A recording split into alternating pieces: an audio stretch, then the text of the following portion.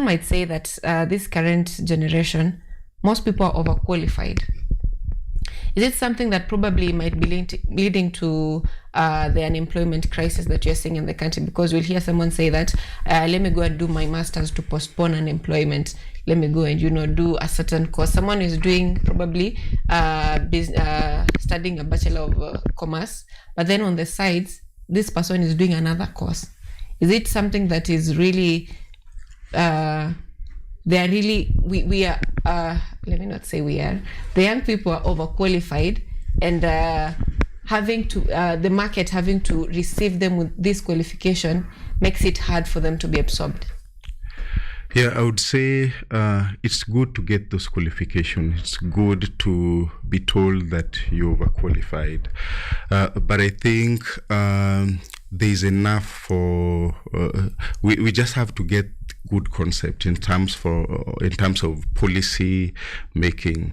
Just like I've said, the one thing that is messing the entire employment sector is we are still largely a corrupt society. Sorry for saying that. We are not a merit-based society.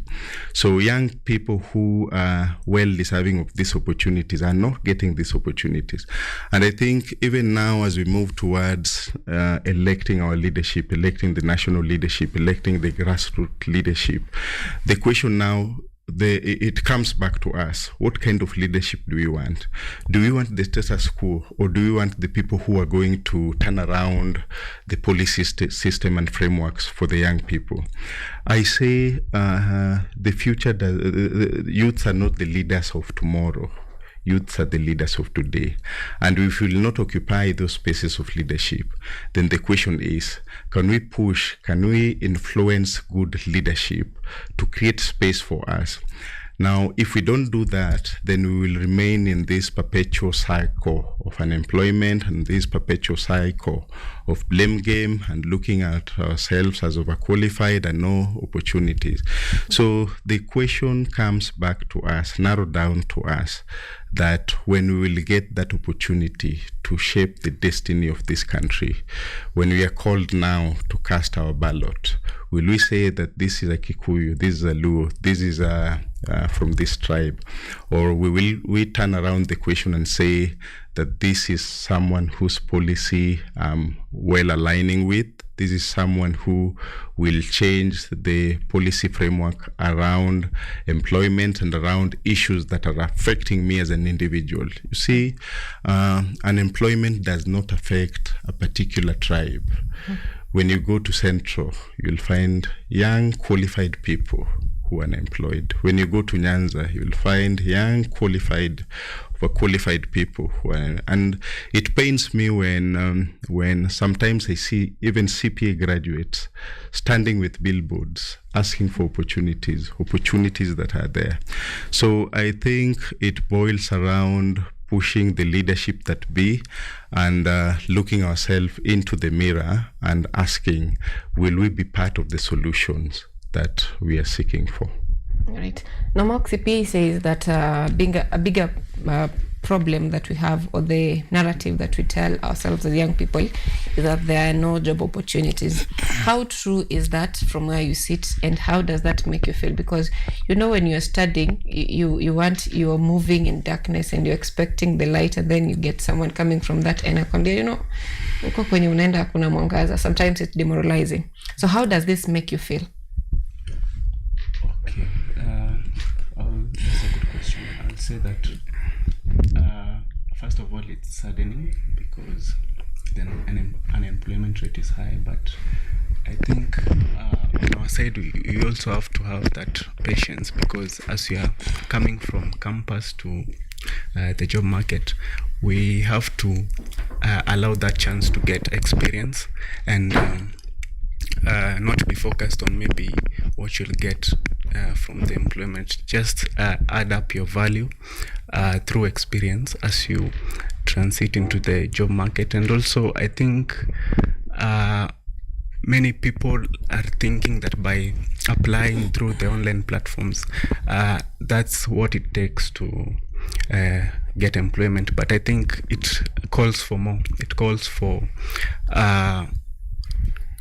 going to those workshops,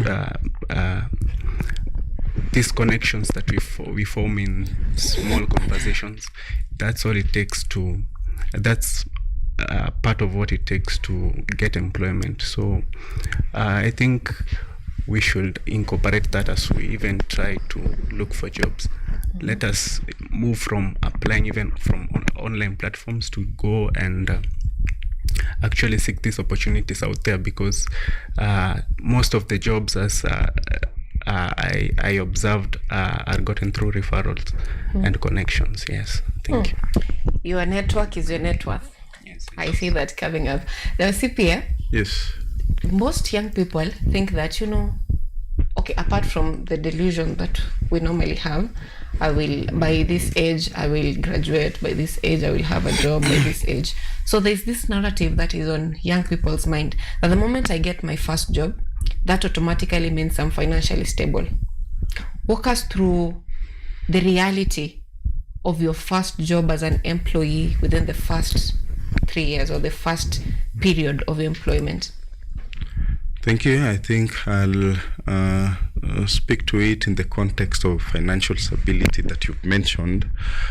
I think, to me, financial stability is a mirage. It's something that we will chase, but we may never find quite comfortable and sit back and say that I'm financially stable.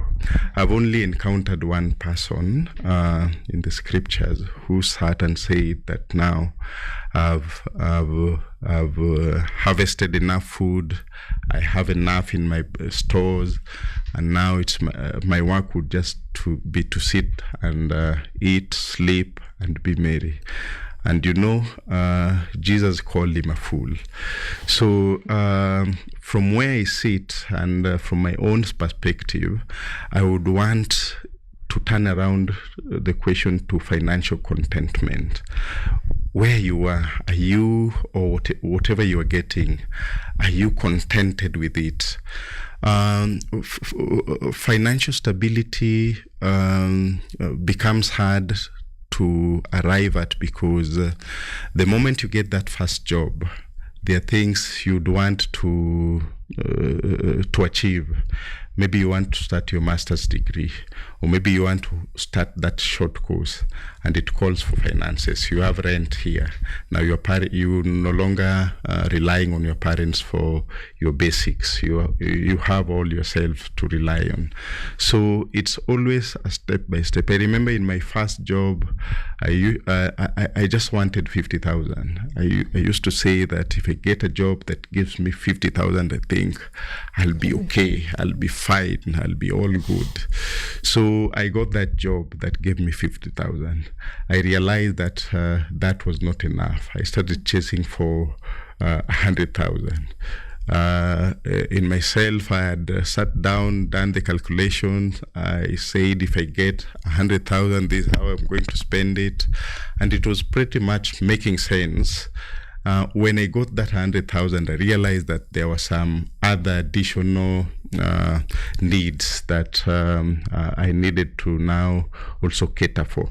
So I think as people progress into their careers, needs arise. It may be needs to improve your self-worth, yourself. It may be needs to, even the society now they start to expect much from you.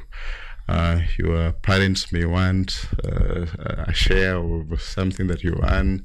There is this also something we call social capital. People who will want you to come and help them. Those are things that you never factor